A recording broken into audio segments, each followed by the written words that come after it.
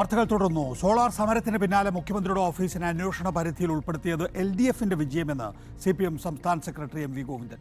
ഉമ്മൻചാണ്ടിയുടെ രാജിയാണ് ആവശ്യപ്പെട്ടത്. എന്നാൽ എല്ലാ മുദ്രാവാക്യങ്ങളും ഒരു സമരത്തിൽ വിജയിക്കാറില്ല. സമര ഒത്തുതീർപ്പ് വിവാദത്തിൽ മാധ്യമങ്ങൾ സെറ്റ് ചെയ്യുന്ന അജണ്ടയ്ക്കൊപ്പം പോകാനില്ല എന്നും MV ഗോവിന്ദൻ പറഞ്ഞു. മാധ്യമങ്ങളോട് ഞാൻ കുറേയായി പറയാൻ തുടങ്ങിയിട്ട്, നിങ്ങൾ അജണ്ട സെറ്റ് ചെയ്യുക, ആ അജണ്ടയോട് ഞങ്ങളുടെ പ്രതികരണം ചോദിച്ച് ചർച്ചയാക്കുക. അതിന് ഞങ്ങളില്ല. നിങ്ങൾ അജണ്ട സെറ്റ് ചെയ്തോ, നടത്തിക്കോ, നിങ്ങൾ തന്നെ ചർച്ച ചെയ്യുക, നിങ്ങൾ തന്നെ അവസാനിപ്പിക്കുക.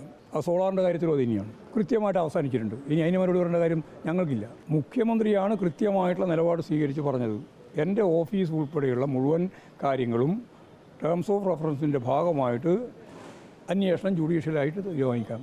അത് വന്നപ്പോൾ നമ്മുടെ മുദ്രാവാക്യമല്ലേ അംഗീകരിച്ചു. അപ്പോൾ എല്ലാ മുദ്രാവാക്യം വിളിച്ചത് മുഴുവൻ അപ്പോൾ തന്നെ നടപ്പിലാക്കുന്ന തെറ്റിദ്ധാരണ വേണ്ട. അങ്ങനെ തെറ്റിദ്ധരിക്കുന്നതാണ് അപകടം. അതിലേ ഇത് ഏറ്റവും പ്രധാനപ്പെട്ടത്. അതുകൊണ്ടല്ല അതിന് ശേഷം വന്ന മുഴുവൻ പ്രശ്നം കൃത്യമായി സങ്കീർണമായത്.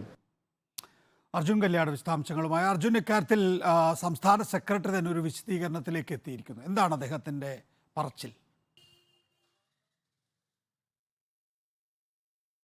നികേഷെ, സോളാർ സമരവുമായി ബന്ധപ്പെട്ടുകൊണ്ട് CPIM-ഉം LDF-ഉം സമരം ഒത്തുതീർപ്പാക്കി എന്നുള്ള വിവാദത്തിൽ മാധ്യമങ്ങളാണ് അജണ്ട സെറ്റ് ചെയ്യുന്നത്. ആ അജണ്ടയ്ക്ക് പിന്നാലെ പോകാനില്ല എന്നുള്ളതാണ് CPM സംസ്ഥാന സെക്രട്ടറി പറയുന്നത്. അതോടൊപ്പം തന്നെ ഈ സമരം കൃത്യമായ രീതിയിൽ തന്നെ ഒരു പരിസമാപ്തിയിലെത്തിയത് ആ സമരത്തിൻ്റെ ഭാഗമായി മുഖ്യമന്ത്രിയുടെ ഓഫീസിന് ഉൾപ്പെടെ ജുഡീഷ്യൽ അന്വേഷണത്തിൻ്റെ പരിധിയിൽ കൊണ്ടുവരാനുള്ള ഒരു തീരുമാനത്തിൻ്റെ ഭാഗമായിട്ടാണ് ആ സമരം അവസാനിപ്പിച്ചിട്ടുള്ളത്. അല്ലാതെ സമരം പാതി വഴിയിലിട്ട് ഉപേക്ഷിക്കുകയായിരുന്നില്ല. സാധാരണ രീതിയിൽ ഏത് സമരമായാൽ കൂടി അതിൻ്റെ മുദ്രാവാക്യത്തിൻ്റെ പരിപൂർണതയിലെത്തി കൊണ്ട് മാത്രമല്ല സമരം അവസാനിപ്പിക്കുന്നത്. അതിന് അദ്ദേഹം ഒരു ഉദാഹരണവും കൂടി പറയുന്നുണ്ട്. ഇൻകുലാബ് സിന്ദാബ എന്ന മുദ്രാവാക്യം തുടങ്ങിയിട്ട് കാലം ഒരുപാടായി.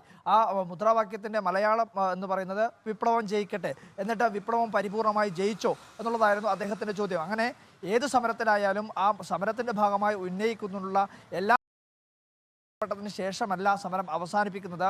എന്നാൽ വളരെ പ്രധാനപ്പെട്ട, അതായത് മുഖ്യമന്ത്രിയുടെ ഓഫീസിനുൾപ്പെടെ അന്വേഷണ പരിധിയിൽ കൊണ്ടുവരും എന്നുള്ള ഒരു ഉറപ്പിൻ്റെ ഭാഗമായി അത് മുഖ്യമന്ത്രി തന്നെ വാർത്താ സമ്മേളനം നടത്തി പറഞ്ഞതിൻ്റെ ഭാഗമായിട്ടാണ് LDF അന്ന് ആ സമരം അവസാനിപ്പിച്ചിട്ടുള്ളത് എന്ന കാര്യമാണ് MV ഗോവിന്ദൻ വ്യക്തമാക്കിയിട്ടുള്ളത്. ഇതുമായി ബന്ധപ്പെട്ടുകൊണ്ട് അദ്ദേഹം മാധ്യമങ്ങൾക്കെതിരെയാണ് വിമർശനങ്ങൾ കടുപ്പിച്ചിരിക്കുന്നത്. മാധ്യമങ്ങൾ അജണ്ട സെറ്റ് ചെയ്യുന്നു, അതിൻ്റെ പുറകെ പോകാൻ തയ്യാറല്ല എന്നുള്ളത് തന്നെയാണ് അദ്ദേഹം പറയുകയും ചെയ്യുന്നത്. എന്തായാലും CPM-ൻ്റെ സംസ്ഥാന സെക്രട്ടറി MV ഗോവിന്ദൻ തന്നെ ഈ സോളാർ സമരവുമായി ബന്ധപ്പെട്ടുകൊണ്ട് ഉയർന്നു വന്നിട്ടുള്ള വിവാദങ്ങളിൽ ഒരു മറുപടി പറയുന്നു. സമരം പരിപൂർണമായ ഒരു വിജയത്തിലേക്ക് എത്തുകയായിരുന്നു.